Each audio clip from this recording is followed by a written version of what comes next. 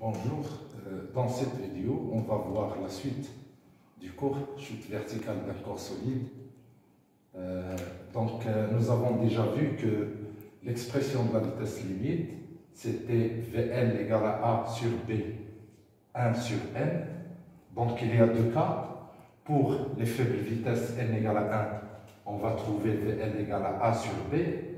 Et pour les grandes vitesses, n égale 2, Vl égale à racine de A sur B. On va voir ce qu'on appelle l'accélération initiale. Donc l'accélération initiale, c'est l'accélération avec laquelle, bien sûr, il débute le mouvement de la bille. Donc A0, par définition A0, c'est la dérivée par rapport au temps de Vg, mais prise à l'instant t égale 0. Donc, d'après l'équation différentielle déjà vue, c'est A moins B Vg0. Vg0, c'est la vitesse du centre d'inertie à l'instant t égale 0. Nous avons vu pour nous qu'on a pris Vg0 égale 0. Donc, dans le cas où Vg0 égale 0, nous allons trouver A0, tout simplement, c'est le A. Avec le A, l'expression de A, on a déjà pour le temps caractéristique taux. Bien sûr, dans le cas général, pour une vitesse V0 non nulle, le graphe de la vitesse sera de la forme suivante. Donc, à t égale 0, la vitesse c'est V0. Et on a vu que le mouvement de chute verticale, il passe par deux régimes. Le premier régime, c'est le régime transitoire, au cours duquel la vitesse augmente progressivement. Et puis, le régime permanent, au cours duquel la vitesse V du centre d'inertie est constante et prend une valeur limite qu'on va appeler la vitesse limite. Dans ce cas-là, si l'on trace la tangente T0 à l'instant t égale 0, c'est la tangente à la courbe à l'instant t égale 0. On va l'appeler T0. On va voir que cette tangente, elle coupe bien sûr l'asymptote d'équation Vg égale à Vl, c'est une asymptote horizontale, en un point ayant pour abscisse une certaine valeur qu'on va noter taux. Le taux, bien sûr, c'est ce qu'on appelle le temps caractéristique. Il est en secondes, bien sûr, il représente le point d'intersection, bien l'abscisse du point d'intersection de la tangente T0 avec l'asymptote Vg égale à Vl. Donc, calculons A0. A0, c'est la dérivée par rapport au temps de Vg. À l'instant t égale 0, bien sûr, ça représente quoi? Ça représente tout simplement le coefficient directeur de la tangente T0. Ce coefficient, pour déterminer le coefficient, bien sûr, on a besoin de deux points. On va prendre les deux points représentés par des taches noires. Donc, les deux points, la tangente, bien sûr, plutôt le coefficient directeur de la tangente, donc c'est l'ordonnée de ce point qui est Vl, moins l'ordonnée de ce point qui est V0, le tout sur l'abscisse du premier point qui est taux, moins l'abscisse du deuxième point. Vous voyez là que l'abscisse du deuxième point, c'est 0. Donc, ce n'est pas la peine de l'écrire. Donc, A0, est égal à Vl moins V0 sur taux. Ce qui nous donne, enfin, Vl est égal à V0 plus A0 fois taux. Vous remarquez que dans le cas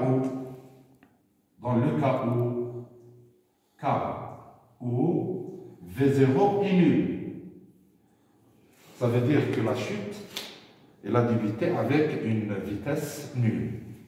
La vitesse limite, elle est égale à 0 fois taux.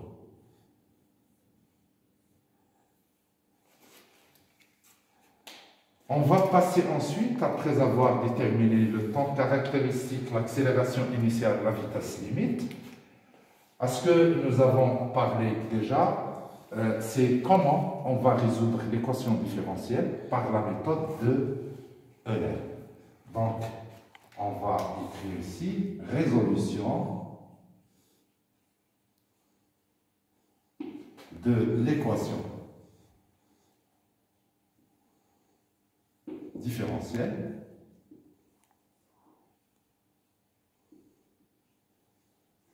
par la méthode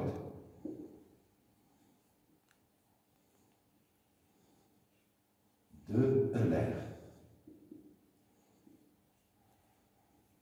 Donc, la méthode d'Euler, c'est une méthode qui est numérique, itérative, qui se répète, qui demande un peu beaucoup de calculs, et qui se base sur ce fait-là.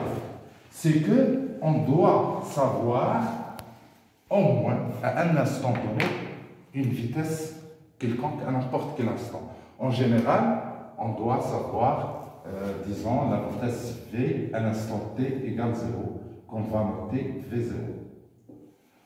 Il se base aussi sur la détermination de la vitesse du centre d'inertie G du mobile en prenant un certain pas du calcul. Ça veut dire, si on a à t égale 0, t0 égale 0, on connaissait la vitesse V0, on va prendre un certain pas du calcul. On va passer à un instant, une date T1 qui est égale à T0, plus un pas de calcul, delta T, qu'on va choisir. Et au choix, bien sûr, la seule condition, c'est que le delta T doit être le plus petit possible. Et puis, on va passer à un deuxième instant, T2, qui est égal à T1, et on garde le même pas de calcul. Donc, la méthode d'Euler permet de déterminer la vitesse V1, puis la vitesse V2, comme nous allons le voir tout de suite. Donc, connaissant bien sûr la valeur de V0, à la date T, 0 égale 0, connaissant la valeur V0, on passe directement pour calculer l'accélération à 0, en utilisant bien sûr l'équation différentielle.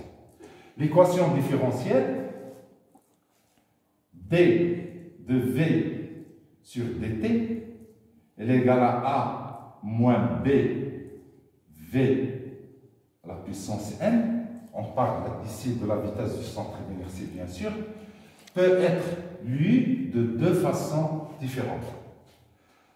La première lecture, on va dire que l'accélération d de V sur dt, c'est une accélération à un instant i, elle est égale bien sûr à A moins B, la vitesse à cet instant à la puissance n. C'est la relation 1. D'autre part, on peut dire que la dérivée, si on prend un certain pas de calcul delta t qui ne tend pas forcément vers 0, ça veut dire peut-être une valeur un peu déterminée, petite oui, mais elle ne tend pas vers 0. Donc on peut dire que ça correspond à un taux d'accroissement. Ça veut dire un delta V sur delta t. Elle est égale à A. Donc c'est A moins B Vn. Le delta V, ça correspond à quoi? Cette écriture est équivalente, bien sûr, à dire que la vitesse à un instant i plus 1 moins la vitesse à un instant i. Sur le delta t, bien sûr, delta t, c'est le pas de calcul. Delta t, pas de calcul.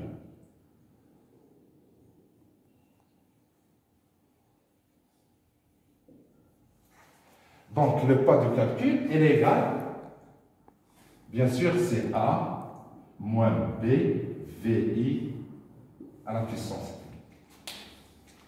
Par suite, on va transformer ces deux écritures, ce qui donne, donc, en conclusion, deux choses.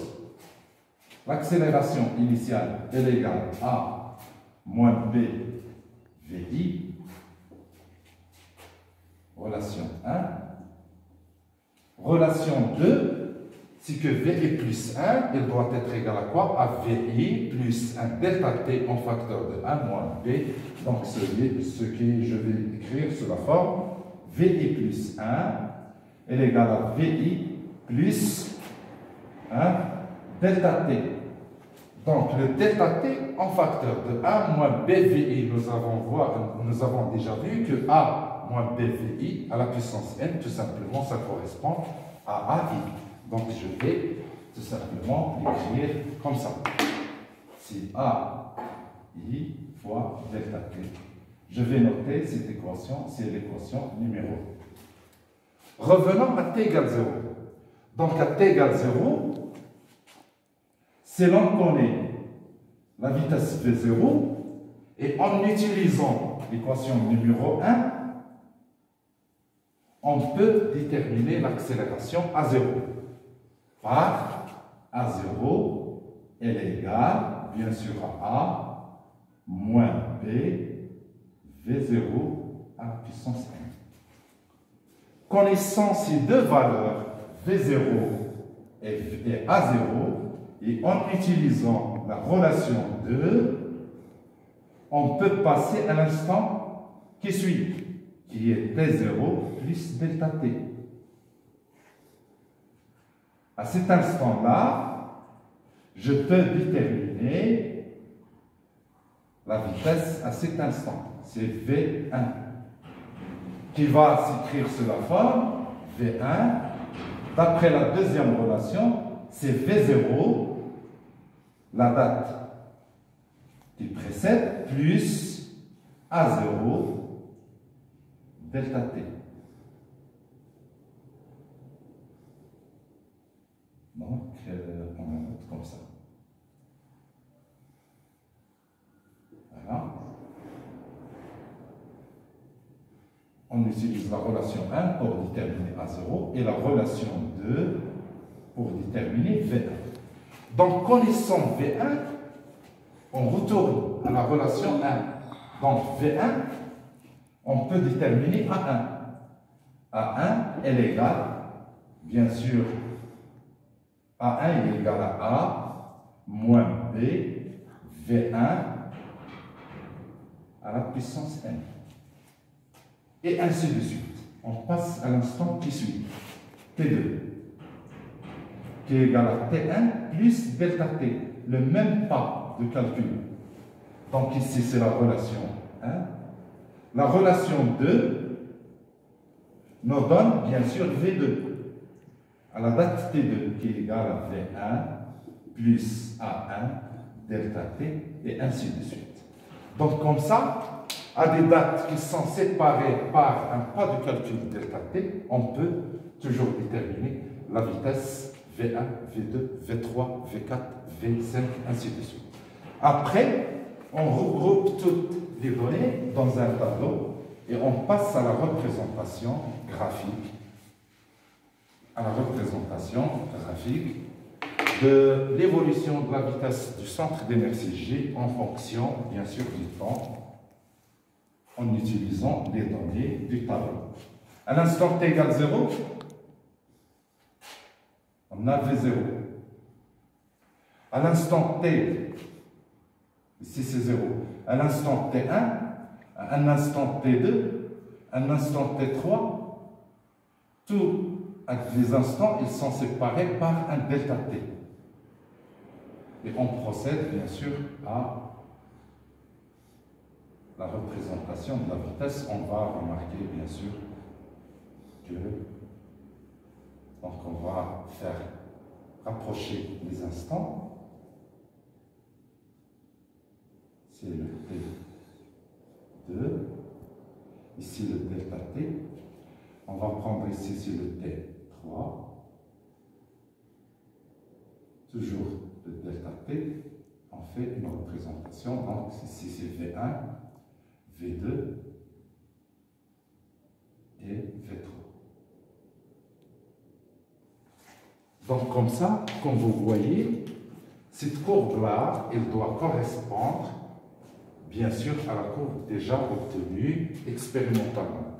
Pour que cette courbe coïncide exactement avec la courbe expérimentale, il suffit ou bien il faut que le pas de calcul delta t soit le plus petit possible. Sinon, si on prend un pas de calcul qui est assez grand, donc on va automatiquement avoir une courbe qui est un peu décalée par rapport à la courbe expérimentale. Et merci.